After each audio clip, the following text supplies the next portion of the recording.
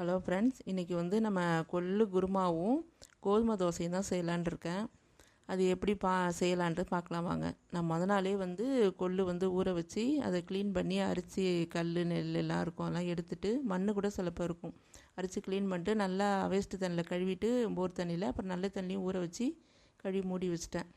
அப்புறம் நம்ம வந்து வெங்காயம் தக்காளி இதெல்லாம் அரைச்சி ஊற்றுவோம் பார்த்திங்களா, அதுக்கு வந்து முதல்ல வதக்கி எடுத்துடலான்ட்டு முதல்ல வெங்காயம் தக்காளி இது ரெண்டுத்தையும் போட்டு நல்லா வெங்காயத்தை முதல்ல வதக்கி எடுத்துட்டு அதிலே நான் இஞ்சி பூண்டியும் வந்து நான் அதிலே சேர்த்துட்டேன்.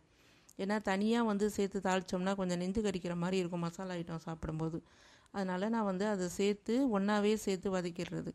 வதக்கி தனியாக எடுத்து வச்சுட்டு அப்புறம் வந்து குருமா அதிலே தாளிச்சிடலான்ட்டு. இன்னொன்று வந்து கொள்ளு வந்து நான் முதல் நைட்டே ஊற வச்சேன்னா நல்லா ஊறிடுச்சு எனக்கு. நான் அதனால் வந்து நான் அப்படியே வந்து காய்கறி கூட சேர்த்து இப்போ கொள்ளு குருமா செஞ்சிடலான்ட்டு ரெடி பண்ணியிருக்கேன். இதுவே வந்து நம்ம லேட்டாக ஊற வச்சோம் சரியாக இது ஊறலை அப்படின்னு நமக்கு தெரிஞ்சுன்னா கையில் எடுத்து நகத்தில் கிள்ளி பார்த்தாலே தெரியும் அது ஊறியிருக்கா இல்லையான்ட்டு. இல்லைன்னா அப்படி ஊறாத மாரி கொஞ்சம் டைட்டாக அந்த மாதிரி இருந்தது கெட்டியாக இருந்ததுன்னா நம்ம குக்கரில் போட்டு அதுக்கு தகுந்த மாதிரி 1 விசிலோ 2 விசிலோ விட்டுக்கணும்.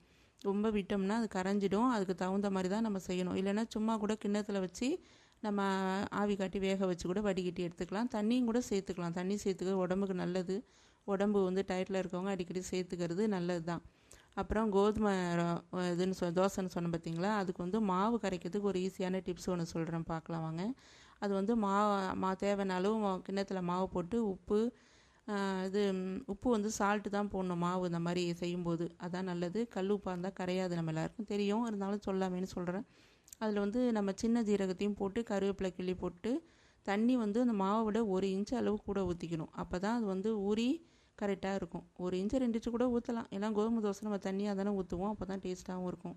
அதை ஊற்றி எடுத்து நம்ம தனியாக வச்சிட்டோம்னா அது ஊறிட்டு இருக்கும். இப்போ நம்ம குருமாவை எப்படி தாளித்து ரெடி பண்ணலான்னு அடுத்தது பார்ப்போம்.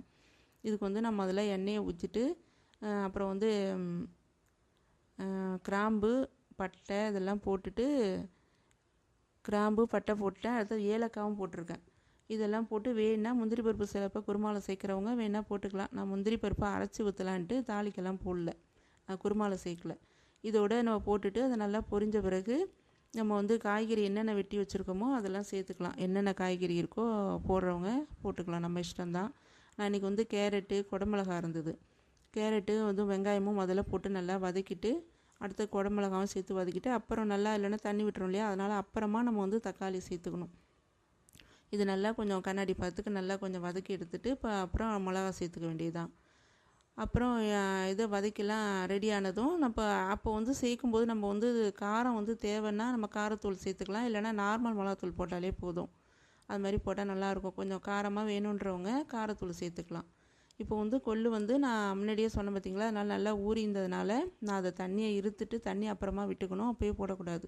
இந்த காய்கறிலாம் நல்லா வதங்கிட்டதுனால காய்கறி வதங்கினது தான் நம்ம கொள்ளு சேர்க்கணும். முன்னாடியே கொள்ளு சேர்த்துட்டோம்னா வதங்காது. அதனால் காய்கறி நல்லா வதங்கின பிறகு தான் கொள்ளு சேர்க்கணும்.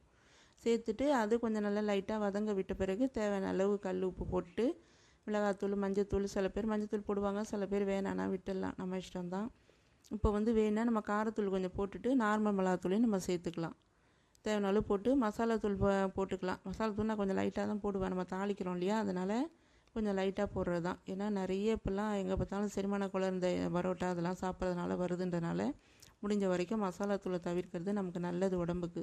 அதனால் அதுமாரி தான் நான் செய்வேன். அதில் வந்து நம்ம முதல்ல இந்த இதெல்லாம் சேர்ந்து உப்பு காரம் ஏறதுக்காக அதை மூடி வச்சுட்டு இப்போ மாவை கலக்கிட்டு இருக்கேன். அது வந்து இன்னும் கொஞ்சம் நாழி இருந்தால் நல்லாயிருக்கும்னு சொல்லிட்டு இப்போ லைட்டாக கலக்கி பார்த்தா ஓரளவு கரைஞ்சிச்சு பாருங்கள். நம்ம குருமா ரெடி பண்ணுறதுக்குள்ளே மாவு ரெடி ஆகிடும்.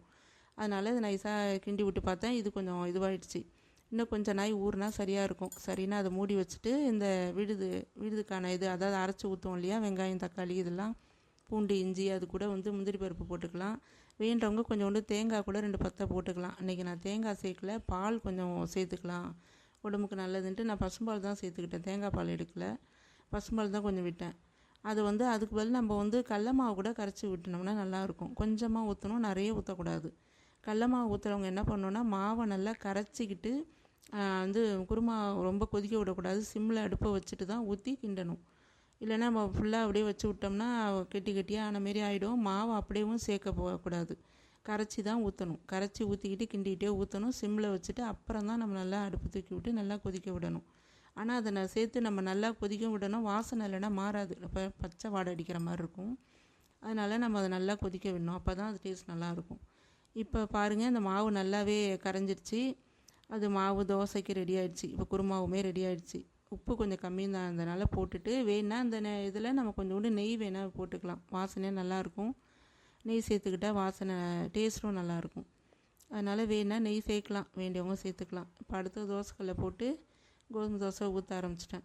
இது வேண்டுறவங்க சில பேர் கொஞ்சம் சப்பாத்தி மாதிரி டைப்பும் திக்காக மாவு போட்டு திக்காகவும் செய்வாங்க. நம்ம இப்படியும் செய்யலாம், அப்படியும் செய்யலாம், நம்மளோட இஷ்டம்தான். அது நமக்கு எப்படி ஓகேவோ நம்ம அது மாதிரி செய்யலாம்.